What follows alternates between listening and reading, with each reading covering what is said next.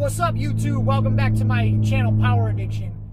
So this video is created for the haters. There's people out there, I've talked to people out in public, and they're like, oh, it's so hard, YouTube's so hard, and they would never do it. Or they try to discourage you or like make you feel like this is going to be a long journey. The point is that it is supposed to be a long journey. For me, when someone tells me I can't do something, it makes me want to do it even more. It's like I'm a big kid and my parents told me, you can't climb that tree. Guess where I'm going? To the top of the tree.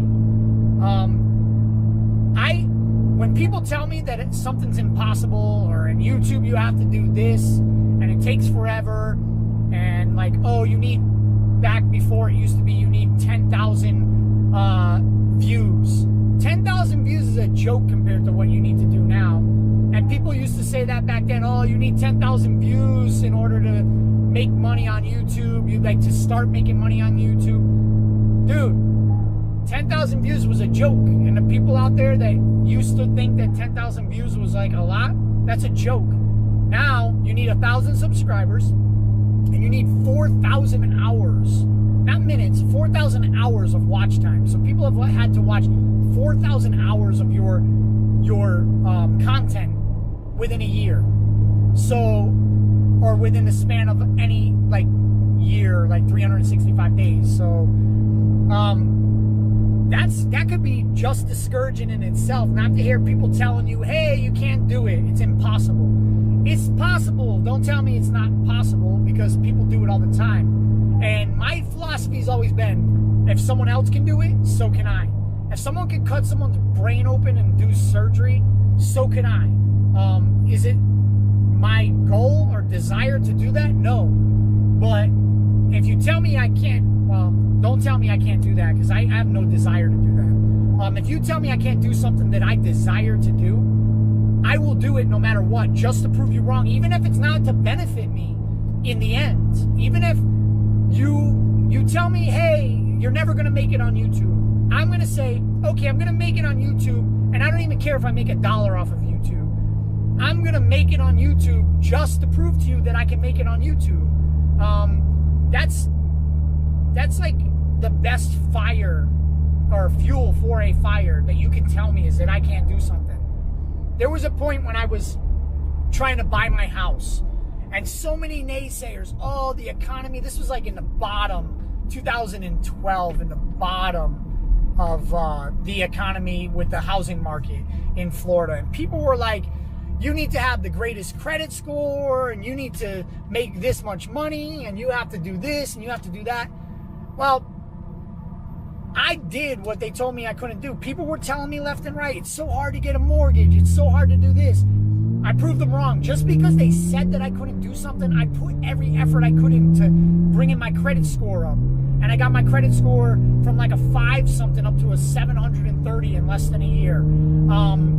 I went through programs to get money, like to help with down payment assistance, because I didn't have 20%. I didn't have $30,000 sitting around that I can go and pull out and put down on a house. I had to go through a government loan program where they loan you money. You have to pay them back if you ever sell the house or you pay off the mortgage. So they gave me $7,000, and I went through an FHA program so that I only had to put down 3%. So 3% of the house that I bought was like $5,000 bucks. About $5,000 in 2012. The market was pretty low. You can buy nice houses for pretty much nothing. If you had 200 grand back in 2012, you could buy a 3,500 square foot nice ass house. Now you need $500,000-$600,000 for that same house. So I bought my house with the naysayer saying no. The bank kept coming back with like, you need to do this or you need to do that, and I had to just keep pushing and pushing and pushing. And I did it. I bought a house. I said I'm going to buy a house in a year and a half from this date. And I put my offer in on my house in a year and 4 months.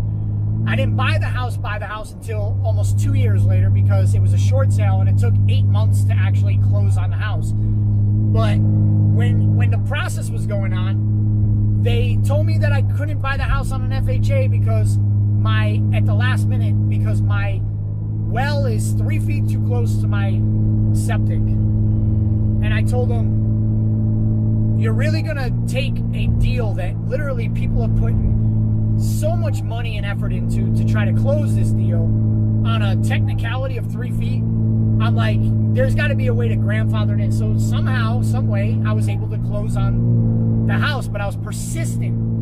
And if that deal didn't go through, I would have went and bought something else. I didn't give a shit. At that time, I was determined to buy a house because people said I could not buy a house. I had people that I've known for years and years and years that I looked up to that were older and like should be like a role model or like somebody who tells you, you know, just keep doing it. And I had those people telling me, you can't do it. And in my head, it was like, are you fucking kidding me? I can't do it because you said so? That's not going to happen. I'm going to do it because you said I can't do it. And that's what I did. So in this world, you're going to have people tell you you can't do something. Who fucking cares that one person doesn't matter? If the whole world told you can't do something, that's a different story because you have nothing at that point. No, if you want to sell a product and the whole world, every person in the world tells you can't do it, that means you can't do it because nobody's going to buy your product. Everybody said they're not going to buy your product. So go get a different idea and find something that they want to buy from you. Now, if one person tells you that your shit sucks or you can't do something, don't fucking listen to them. Be persistent. Do what you need to do. Get shit done. And that's it. If you listen to that one person, the rest of the world might have wanted your shit, or the rest of the world might have been there to get you through the process of getting what you wanted. So don't always listen to people. Like, take people who are in the same niche as you and like their learning experience, but even them, if they tell you you can't make it on YouTube because your niche is, or your niche, or whatever you want to call it, is saturated, then just become unique in that. Just become unique in that niche. Like, if gaming is the most saturated market on YouTube, it would be almost impossible for somebody to start in the gaming field today and make it. But you can do it. It's the same thing as becoming the next billionaire. The possibilities of becoming Bill Gates is almost impossible. So Bill Gates did it. He actually did what is pretty much impossible for anybody. And his name did not have anything to do with it. His drive had something to do with it. So you need to have drive, and you need to say fuck you to the people who are out there trying to tell you you can't, or we won't, or no one will. Someone will, trust me. It's impossible. The world is split up. Even in the presidential election, the United States is split in half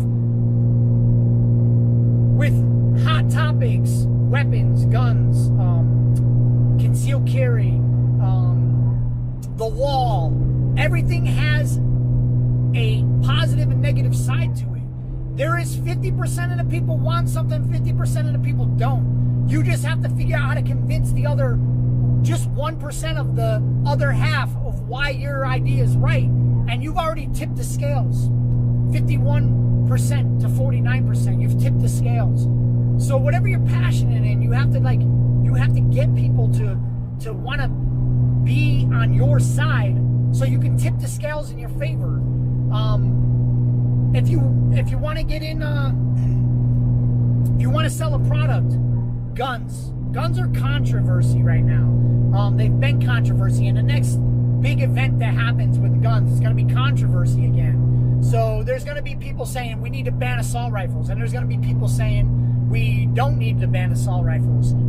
So does the gun industry say, oh, 50% of the world doesn't want guns, so I need to listen to them people and stop making guns? No, they're going to keep making guns. Doesn't matter. The point is that there's always going to be the other 50% that will buy the weapons. So you say there's, I don't even know how many billion people in the world, but let's say there's a billion. Let's just use a small number. I know that there's 300 million people in America. Okay, so 300 million people in America. 150 million don't like guns. 150 million people do like guns. Out of the 150 million people who do like guns, let's say 10% of them, 1.5 million people. No, that's 1%. 10% would be 10.5 million. So let's say 1% of those people who do like guns, 1.5 million people, are going to buy a gun. If a gun is $1,000, at 1.5 million guns sold, that's $1.5 billion you can still get from this planet. Yeah, not everybody's gonna buy that one gun, so you need to make a variety of guns so they want to buy your brand and make your brand the best. Then you will be able to make a profit. You need to be the best company, so you need to brand yourself better, make the best product, so you're taking up, you might only make 10% of the market on all guns sold. 10% of $1.5 billion is what, $150 million? $150 million is a lot of fucking money. I know the numbers are way bigger than that because you're talking about on a worldwide scale, and I don't know, I have no idea how many billions of people are on this planet. If I had to guess, I could be wrong, so I'm not going to even say it, and I don't want to look like an idiot, but even if there was 10 billion people, you multiply that number by 10, $150 million now becomes you're in 10% of the market, like Ruger or Springfield or something. If they have 10% of the market, they got $1.5 billion. That's a lot of money. And if you scale your business properly, that could be a huge profit. So never give up. Never give up. Always fight forward and fuck the haters. Subscribe. Tell your friends to subscribe, and we out.